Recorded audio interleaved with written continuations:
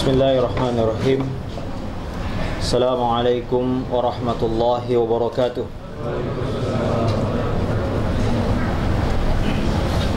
Alhamdulillahi ala ihsani wa syukru lahu ala taufiqih wa amtinani. Asyhadu an la ilaha illallah. Asyhadu an la ilaha. Saya ulang. Assalamualaikum warahmatullahi wabarakatuh. Alhamdulillahi ala ihsani wa syukru lahu ala taufiqih wa amtinani. Asyhadu an la ilaha illallah wahdahu la syarika lah ta'ziman li sya'nih wa asyhadu anna Muhammadan 'abduhu wa rasuluhu ad-da'i ila ridwani. Ayyuhal ikhwah, Ramadan tinggal berbilang hari. Ma hiya illa ayyamun ma'dudah. Tidaklah Ramadan kecuali 1-2 hari lagi. Kalau besok pemerintah mengumumkan hari Jumat, berarti malam ini adalah malam terakhir. Ya ikhwan, dalam hal berbuka, dalam hal berpuasa dan ber'id, dalam Islam hanya ada satu otoritas. Siapa? Ulil amri kita. Kalau setiap organisasi mengumumkan sendiri-sendiri, antum bisa bayangkan ada berapa organisasi Islam di Indonesia. Kalau 100 organisasi Islam dan menetapkan semua masing-masing, mana yang kita ikuti ya ikhwan? Kata Nabi SAW, hari berbukamu, berpuasamu adalah hari ketika manusia berpuasa. Dan hari berbukamu, yaitu Id, adalah hari ketika manusia berbuka di negerimu. Itu artinya kapan kita puasa dan kapan kita berbuka adalah urusan kaum muslimin. Urusan kaum muslimin maksudnya apa ya kawan? Adalah urusan yang mengurusi kaum muslimin. Dan di Indonesia ini masih ada beberapa perbedaan. Ada yang mengatakan pokoknya 0,0001 derajat sudah masuk. Ini namanya hisab. Ada yang metode imkanur ru'yah, yaitu metode apabila bulan sudah bisa dilihat. Nah, ini pun juga terbagi dua. Saudara-saudara kita di Persis 4 derajat baru. Jadi kalau saudara kita di Persis kalendernya itu tanggal 18 Juli mereka ber'id, berarti hari Sabtu. Karena besok menurut penelitian baru 2 derajat ya ikhwan, 3 derajat. 2 sampai 3 derajat. Menurut Pak Thomas Jamaluddin saya baca tadi, itu secara astronomi masih kecil kemungkinan untuk bisa dilihat. Potensi gagal dilihat masih ada kemungkinan, tapi 50-50. Ya, berdoalah supaya kita bersatulah kaum muslim Indonesia ini ya. Insyaallah. Dan ini ya ikhwan, salat Id adalah salat syiar kaum muslimin. Bagaimana dia mau jadi syiar kalau masing-masing salat masing-masing? Maka ini perlu berembuk ya, para organisasi ini apa? Ini mau mengangkat bendera organisasi atau mengangkat bendera Islam? Ad'u ilallah, kita ini berdakwah kepada Allah, mengajak kepada Allah, bukan mengajak kepada organisasi. Mengajak kepada televisi, mengajak kepada radio ini, enggak, mengajak kepada Allah. Tapi kalau sudah mengajak ke masing-masing organisasi, ya inilah dia. Ya. Harusnya mengajak qul hadhihi sabili ad'u ila Allah. Aku mengajak orang untuk kepada Allah, bukan kepada organisasi ya ikhwan. Ya alhamdulillah pengurus masjid sudah mengambil manhaj yang benar, yaitu apa? Menunggu keputusan pemerintah. Ini yang manhaj yang benar ya insyaallah taala. Ya. Ikhwan, mari kita tutup bulan Ramadan ini dengan sebaik-baiknya. Innamal a'malu bil khawatim. Diriwayatkan oleh Imam Bukhari dan lainnya. Sesungguhnya amalan itu ya ikhwan tergantung bagaimana penutup amalannya. Lihatlah ya ikhwan, kalau Anda ingin mengukur apakah Ramadan ini Anda sukses atau tidak, maka lihatlah bagaimana Anda menutupnya. Sayangnya ikhwan, ada orang sebagian kaum muslimin ketika awal Ramadan bersemangat, tapi 10 hari terakhir hilang dari peredaran. Bagaimana? Padahal justru al-khawatim menutup. Salah satu doanya Imam Hasan Al-Basri, diriwayatkan bahwa Imam Hasan Al-Basri pernah berdoa dengan Allahumma ja'al khaira amali khawatimah. Jadikanlah sebaik-baik amalku adalah penghujungnya. Inilah indahnya dalam Islam, husnul khatimah. Tidak peduli Anda preman dulu, tidak peduli bagaimana maksiat Anda dulu, tapi kalau Anda mengakhiri hidup Anda dalam keadaan baik, bertobat kepada Allah, maka Allah ampuni dosa kita.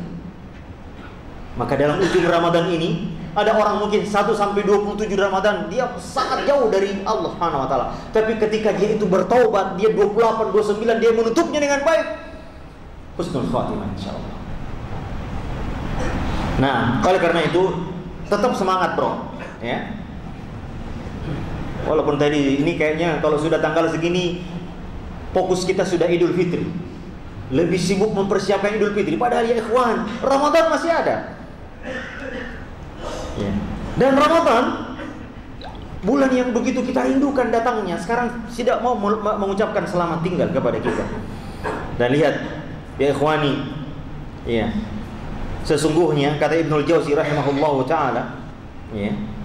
Innal khayla, apabila kuda jika sudah melihat akhir fase pertandingan, ya, antum melihat bagaimana pertandingan kuda ini boleh, ya, balapan kuda boleh, balapan onta boleh, ya, maka, ya, ia akan mengerahkan seluruh potensinya untuk melihat. Ketika antum melihat bahwa ini sekarang tanggal 27, 28, maka potensi kita kerahkan untuk apa? Agar kita menang dalam pertandingan ini. Ya ikhwan, jangan sampai kuda lebih cerdas dari kita. Oleh karenanya, ya, karena apa? Karena amalan dilihat dari akhirnya. Apabila fa innaka idza lam tuhsinul istiqbal la'allaka tuhsinul wada'. Apabila engkau kurang dalam menyambutnya, maka perbaikilah ketika engkau ingin meninggalkannya. Itu dia. Mungkin waktu awal-awal kita biasa aja, tapi sekarang masih ada kesempatan. Satu malam ini, mudah-mudahan masih ada 2 malam, maka perbaiki cara kita meninggalkan Ramadan ini, ya ikhwan. Kalaulah dulu kita menyambutnya kurang antusias, maka sekarang berpisahlah dengan cara yang seindah mungkin, wahai saudaraku. Dan saudara-saudara yang dimuliakan Allah Subhanahu wa taala, ya. Apa yang harus paling kita khawatirkan ketika kita beramal, ya ikhwan? Adalah kekhawatiran apakah amalan kita diterima atau tidak. Itu dia. Ibnu Taimiyah rahimahullah ta'ala mengatakan kekhawatiran akan diterimanya amal harus lebih dominan pada diri seorang hamba daripada amalannya itu sendiri. Ya ikhwan, lihat, nah Allah Subhanahu wa ta'ala memerintahkan kita setiap selesai melakukan amalan-amalan, apa perintahnya? Allah istighfar. Selesai qiyamul lail, waktu sahur diperintahkan beristighfar. Kanu qalilan minal laili ma yahjaun. Orang mukmin itu sedikit sekali tidurnya di malam hari. Qiyamul lail, itikaf di Masjid Nurullah. Salatnya lama. Lalu apa Allah katakan? Wabil ashari yastaghfirun. Dia menutup amalannya baik dari siang, pagi, sore, malam dengan apa? Istighfar waktu sahur. Kenapa istighfar, ya ikhwan? Karena kita mengkhawatirkan jangan-jangan satu hari, satu malam ini ibadahku tidak diterima Allah Subhanahu wa taala. Istighfar, ya ikhwan. Dan ya ikhwan, untuk apa kita beramal kalau tidak diterima? Makanya kata Ibnu Taimiyah, harusnya konsentrasi kita memikirkan diterima tidaknya harus lebih besar daripada amalan itu sendiri. Ya ikhwan, lihat setelah salat fardu apa yang kita lakukan? Baca zikir apa yang disunnahkan Nabi sallallahu alaihi wasallam? Astagfirullah. Ya ikhwan, bukankah kita selesai salat kok istighfar? Karena bisa jadi engkau mengurangi bagian batasan-batasan sholat kita. Mungkin tadi kita tidak khusyuk, mungkin ada bagian-bagian yang kurang, makanya kita istighfar. Kita mengurangi, kita ada kekhawatiran, ya Allah ampuni dosa saya, hanya ini yang bisa saya persembahkan. Ampuni kekurangan amalan saya, terima ya Allah. Itu dia. Ikhwan, haji adalah amalan besar. Fa idza qadaitum manasikakum, kata Allah, apabila engkau selesai melakukan manasik haji. Kita antum tahu haji adalah amalan besar. Allah Ta'ala perintahkan kalau sudah melaksanakan haji apa? Fadhkurullaha ka dzikrikum aba'akum aw syadda dzikra. Maka sebut nama Allah. Bukan sebut nama ayahmu, bukan sebut jabatanmu, bukan banggakan dirimu, saya sudah haji loh. Enggak, sebut nama Allah. Sebagaimana engkau menyebut nenek moyangmu, atau lebih banyak lagi engkau menyebutnya Allah. Selesai Idul Fitri malamnya atau besok paginya, ada 2 pendapat kapan kita mulai bertakbir, ya ikhwan. Ada mengatakan mulai malam terbenam matahari, Atau ada yang mengatakan pada saat kita keluar ke lapangan baru kita mulai takbir. Ini khilaf ulama. Tapi ujung dari puasa adalah takbir, walitukabbirullaha ala ma hadakum. Menunjukkan ya ikhwan, jangan sampai kita ujub dengan apa yang sudah kita lakukan. Anda jangan mengatakan saya sudah i'tikaf, merasa bangga. Ujub ini adalah penyakit syaitan yang disusupkan kepada hamba-hamba yang soleh. Untuk apa? Agar dia terpesona dengan apa yang dia sudah amalkan dan dia bangga. Makanya sebagian salaf mengatakan ada orang yang beramal tapi masuk neraka, dan ada orang yang berdosa tapi sungguh dia masuk surga karena dosanya itu. Kenapa? Karena orang yang beramal disusupi perasaan ujub, dan bukankah Allah tidak suka orang yang sombong dan ujub dengan amalannya? Maka dia pun masuk neraka. Dan ada orang yang berdosa lalu dia masuk surga. Kenapa? Karena dia berdosa lalu kemudian dia bertobat, dan setiap dia teringat dosanya dia tersungkur sujud menangisi dosa-dosanya, dan dia masuk surga karena itu. Makanya hendaknya di dalam Al-Quran Allah Subhanahu wa taala juga menggambarkan sikap orang beriman ketika mereka selesai beramal. Walladzina yu'tuna ma atau wa qulubuhum wajilah annahum ila rabbihim raji'un. Dan orang-orang yang setelah selesai melakukan sesuatu amalan, lalu mereka hatinya khawatir dan takut, dan mereka meyakini bahwa kepada Tuhan mereka akan kembali. Kata Aisyah radhiyallahu taala anha ketika mendengar ayat ini, dia bertanya, Rasulullah, apakah yang dimaksud ini orang yang selesai melakukan sesuatu lalu kemudian dia takut adalah orang yang selesai berzina, atau orang yang sudah habis berkhamar, minum khamar, atau habis mencuri? Kata Nabi, la ya bintas Siddiq, tidak, bukan itu yang dimaksud ayat ini.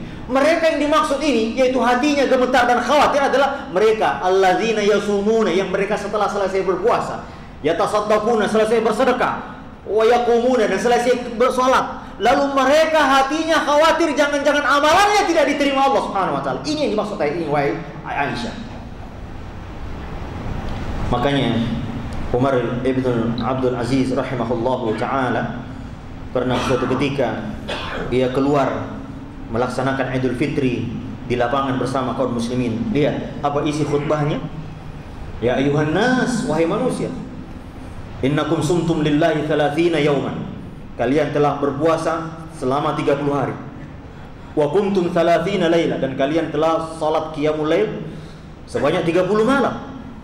Wa kharajtumul yawma tatlubuna minallahi ay yataqabbala minkum. Sekarang sungguh kalian keluar menuju ke lapangan ini adalah agar Anda berharap agar Allah menerima semua, dan tidak ada satupun yang sudah dijamin hari ini yang sholat Idul Fitri yang dijamin dosanya atau amalannya satupun diterima Allah Subhanahu wa taala. Maka kalian keluar dalam rangka berharap agar amalan kalian diterima yang 30 hari itu. Maka seorang salaf pernah keluar dan dia sedih. Ditanya, faqila lahu innahu yaumun farhun wa surur. Hari ini hari gembira wahai Syekh. Kenapa Anda sedih? Kata beliau, sadaqtum, kalian benar. Walakinni abdun amarani maulaya an a'mala lahu amalan fala adri ayaqbalullahu minni amla. Tapi saya ini adalah seorang hamba yang aku hanya diperintahkan untuk beramal karena Allah Subhanahu wa taala, dan hari ini aku tidak tahu apakah amalanku sudah diterima Allah atau tidak. Ya ikhwan, tidak di antara kita yang tahu bahwa qiyamul lail kita sudah diterima Allah Subhanahu wa taala. Innama yataqabbalullahu minal muttaqin. Sungguhnya yang diterima Allah adalah amalannya orang bertakwa. Sungguh di antara kita jangan bangga dengan amalan kita yang banyak sementara kita belum tahu apakah sudah diterima atau tidak. Ya ikhwan, Syekh bin Baz rahimahullah taala pernah menangis ketika membaca ayat bagaimana Nabi Ibrahim setelah diperintahkan membangun Ka'bah, doa yang pertama ia ucapkan adalah Rabbana taqabbal minna, ya Allah terima amalan ini. Apa kata beliau? Khalilur Rahman, lihat hamba Allah yang merupakan kekasih Allah. Bana baitar Rahman, dia telah membangun rumah Ar-Rahman di muka bumi. Min amri Rahman, perintah langsung dari Allah. Tapi dia mengkhawatirkan amalan ini jangan-jangan diterima atau tidak. Sungguh, kata beliau, kita lebih pantas menangis mengkhawatirkan amalan kita. Lihat, kalau kekasih Allah saja berdoa, Rabbana taqabbal minna, apalagi kita ya ikhwan. Maka itu ya ikhwan, pada saat Idul Fitri, para sahabat, para salafun saleh, ya, mereka saling mengucapkan taqabbalallahu Innahu minkum, bukan minal aidin wal faizin. Minal aidin wal faizin artinya apa? Semoga Anda termasuk orang yang kembali mudik. Ya, kalau mudik kembali dari apa? Maksudnya kembali berdosa lagi maksudnya mungkin ya. Setelah Ramadan dia tidak berdosa, alhamdulillah sekarang tidak ada lagi, sekarang bebas lagi berbuat dosa. Maksudnya begitu. Wallahu a'lam. Ya, makanya tidak jelas. Mending kita taqabbalallahu minna wa minkum. Permohonan maaf setiap kali kita berdosa, minta maaf sama saudara kita. Jangan tunggu setahun, nanti aja lebaran saya minta maaf. Kapan Anda melakukan kezaliman dengan saudara Anda, hari itu juga jangan tunda, minta maaf. Minta keridhaannya, minta kehalalannya. Jangan harus tunggu Idul Fitri baru minta maaf. Dan kalau tidak punya dosa, ngapain minta maaf? Ya, justru mencurigakan minta maaf. Jangan-jangan ini pernah menggibah saya di belakang, kok minta maaf sekarang? Nah ini ikhwan, lihat. Dan lihatlah ya ikhwani, hendaknya kita senantiasa mengkhawatirkan amalan kita ini. Makanya tutuplah dengan banyak-banyak beristighfar. Tutuplah dengan sebaik-baik doa kepada Allah Subhanahu wa ta'ala. Ya, selalulah merasa khawatir dan cemas. Jangan sampai amalan kita tidak terima Allah Subhanahu wa ta'ala, dan berharaplah Allah ta'ala mengampuni dosa kita. Dan ya ikhwan, sungguh di bulan Ramadan ini Allah ta'ala maha pemurah. Sampai-sampai Nabi SAW, kalau salah di pertemuan yang saya sudah bahas, bagaimana Jibril mendoakan kecelakaan orang yang tidak diampuni dosanya di bulan Ramadan. Ragima anfu abdin dakhala alaihi Ramadan thumma salakha falam yughfar lahu. Sungguh celaka dan sangat celaka orang yang mendapati bulan Ramadan dan ia keluar darinya, ia tidak diampuni dosanya. Bahkan seorang ulama, Imam Qatadah rahimahullah ta'ala, seorang ulama tabi'in, beliau mengatakan, man lam yughfar lahu fi Ramadan falan yughfar lahu bima siwah. Barang siapa yang tidak diampuni dosanya di bulan Ramadan, maka tidak akan diampuni dosanya di bulan-bulan yang lain. Di Ramadan aja tidak diampuni, bagaimana yang lain? Subhanallah. Bahkan ya ikhwan, Ibnu Rajab Al-Hambali rahimahullah ta'ala mengatakan, falamma kasurat asbabul maghfirah fi Ramadan, tatkala banyak sebab-sebab yang Allah Ta'ala memberikan ampunannya dosa kepada kita di bulan Ramadan. Lihat, kana alladhi tafutuhul maghfiratu fihi mahruman ghayatal hirman. Maka orang yang luput tidak mendapatkan maghfirah di bulan itu, sungguh mahruman ghayatal hirman. Sungguh orang-orang itu benar-benar telah bernasib buruk, seburuk-buruknya orang. Ya kawan, di bulan Ramadan sungguh banyak. Pertama, salat, kita katakan Ramadannya sendiri, kata Nabi as-salawatul khams, salat 5 waktu. Wal jum'atu ilal jum'atu, Jumat ke Jumat, wa Ramadan ila Ramadan, dan Ramadan ke Ramadan, mukaffiratun ma bainahunna, menghapus dosa. Ya, idza tanabatil kaba'ir, apabila dosa-dosa besar. Ini menunjukkan ya ikhwan, saya ingatkan ya, ada orang di bulan Ramadan puasanya bagus banget, tapi salat enggak.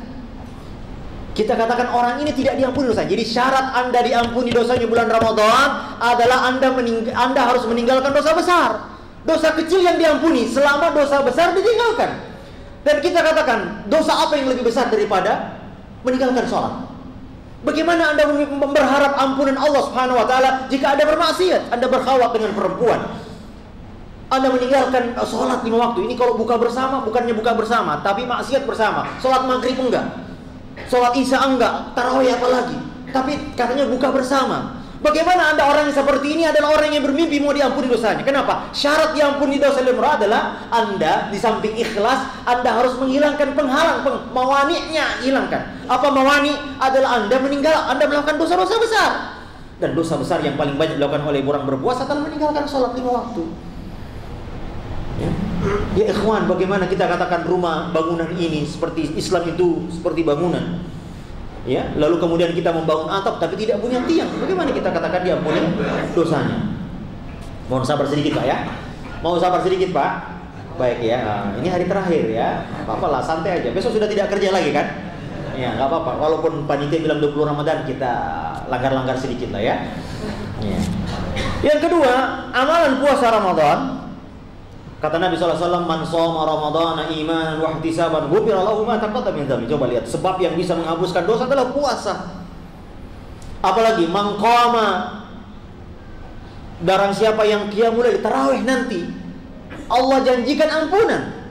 Barang siapa maqama Ramadan imanan wa ihtisaban ghufira lahu ma taqaddama min dhanbi. Coba lihat, banyak sekali sebab-sebab yang Allah Taala menjadikan kita bisa diampuni dosa kita. Apalagi khususnya 10 hari terakhir. Maqama Lailatul Qadar, barang siapa yang menghidupkan malam Lailatul Qadar dengan qiyam artinya salat, maka Allah akan mengampuni dosanya. Lalu juga di bulan Ramadan ya ikhwan, ada menghidupkan sedekah. Kata Nabi sallallahu alaihi wasallam, as-sadaqatu tutfi'ul khati'ah, menghapuskan dosa sebagaimana air memadamkan api. Makanya ya ikhwan, banyak-banyak bersedekah di bulan Ramadan. Zakat fitrah sudah berkumpul semua. Kata Nabi sallallahu alaihi wasallam, kata Ibnu Abbas, Nabi sallallahu alaihi wasallam mewajibkan zakat fitrah, fungsinya apa? Tuhratul lis-shaim, yaitu membersihkan dosanya orang-orang yang berpuasa. Maka ya ikhwan, sungguh di bulan Ramadan ini kita berharap Allah mengampuni dosa kita. Kenapa saya katakan begitu ya ikhwan? Lihat Fir'aun yang mengaku sebagai Rabb, ana rabbukumul a'la, masih Allah berharap dia minta ampun.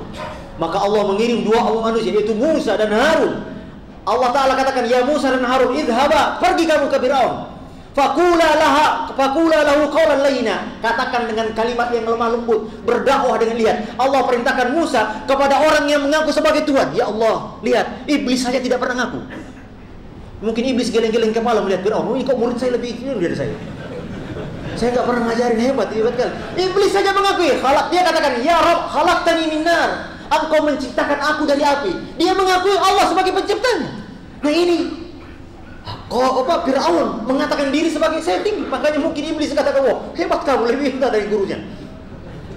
Tapi Allah katakan, pergi kamu. Coba Allah masih penyayang kepada hambanya. Wahai Musa, Harun, dakwahi dia, katakan dengan kalimat yang paling lembut, la'allahu yatadzakkar aw yakhsha, agar dia bisa ingat dan dia takut kepadaku. Coba lihat, Masya Allah. Lalu bagaimana dengan kita? Anda tidak pernah mengaku sebagai Tuhan, bukan? Masih dibuka kemungkinan ikhwan, minta ampun. Lihat orang yang mengaku Tuhan tiga. Ini adalah kezaliman terbesar. Mereka bahwa dia menganggap, menuduh bahwa Allah punya anak. Orang-orang Nasrani. Laqad kafara alladziina qalu innallaha tsalitsu tsalasa. Sungguh telah kafir. Makanya siapa yang mau mengatakan katanya semua agama sama? Kita katakan dia kafir. Dalilnya apa? Ini Allah Ta'ala mengatakan, sungguh telah kafir orang yang mengatakan Trinitas. Innallaha tsalitsu tsalasa, bahwa Tuhan adalah satu dari bagian tiga. Tapi apa ayat itu selanjutnya? Allah Ta'ala katakan, afala yatubuna, ya ikhwan, ya. Kenapa mereka tidak mau bertobat? Artinya Allah masih menunggu tobatnya. Ya ikhwan, ini dosa besar menganggap Allah punya anak. Ini Masya Allah, dosa, inna syirka la zulmun. Tapi Allah masih berharap mereka tuh afala yatubuna ilallah. Maka mereka kenapa tidak bertobat kepada Allah Subhanahu wa taala? Anda tidak pernah melakukan kesyirikan, bukan ya? Paling siriknya ya aki aja mungkin ya. Ini sirik-sirik juga ini. Punya aki. Kita lagi khutbah Jumat, saya pikir berzikir, ternyata gosok-gosok aki. Ikhwan, Nabi itu pakai cincin memang, tapi ada fungsinya, itu stempel. Ya. Antum fungsinya apa? Ini buat stempel. Kalau mengirim surat, kata para sahabat, ya Rasul, sesungguhnya mereka kalau tidak ada stempel dia tidak mau baca suratnya. Maka Nabi bikin cincin, ada namanya di situ Muhammad Rasul Allah Muhammad, lalu tulis. Nah, kita untuk ada fungsinya. Ya kalau aksesori tidak ada masalah. Tapi kalau meyakini, ya ini, ikhwan, apalagi kita. Lalu lihat orang yang pernah menyiksa kaum muslimin, membikin parit, ashabul ukhdud. Kaum muslimin pernah dicimpak di zaman dahulu. Mereka dimasukkan ke dalam parit lalu dibakar hidup-hidup. Ini dosa apa yang luar biasa ini? Tapi apa kata Allah? Innal ladzina fatanul mu'minina wal mu'minat tsumma lam yatubu. Sesungguhnya orang yang telah membakar kaum muslimin, telah menyiksa kaum muslimin, lalu mereka tidak bertobat. Artinya kata para ulama, seandainya mereka bertobat, Allah ampuni dosanya. Anda tidak pernah kan? Maka pintu tobat masih terbuka. Ini orang ini masih diharap tobatnya, padahal membakar ashabul ukhdud, mereka membuat parit dan membakar kaum muslimin hidup-hidup.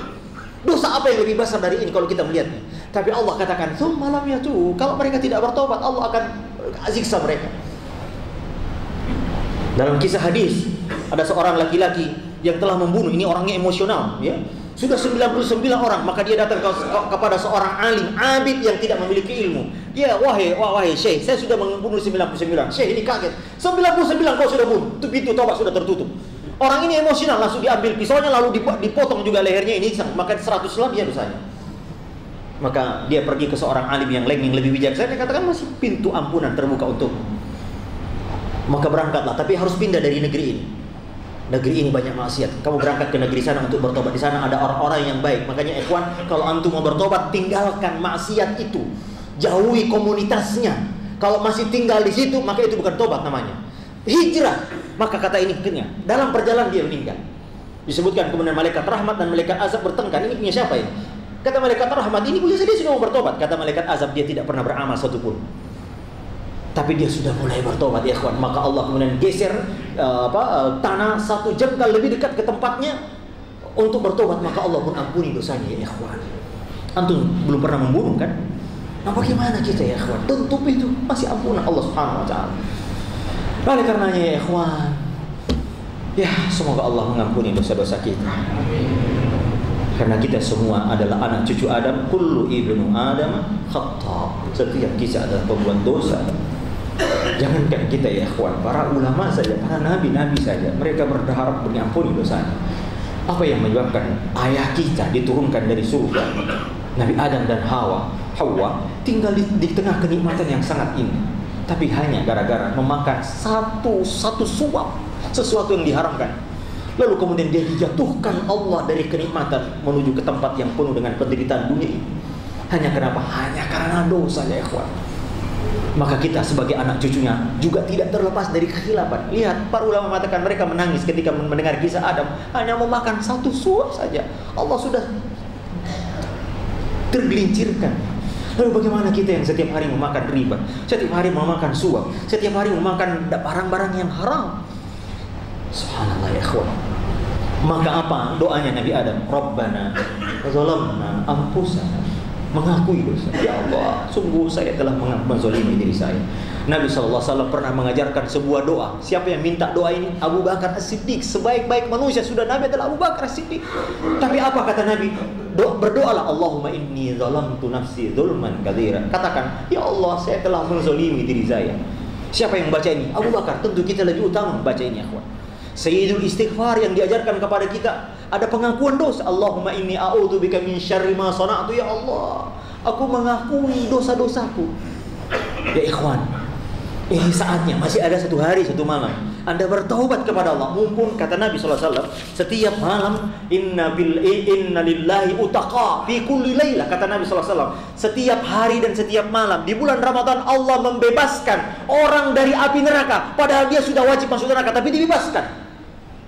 Allah menggunakan kata utaqa, pembebasan.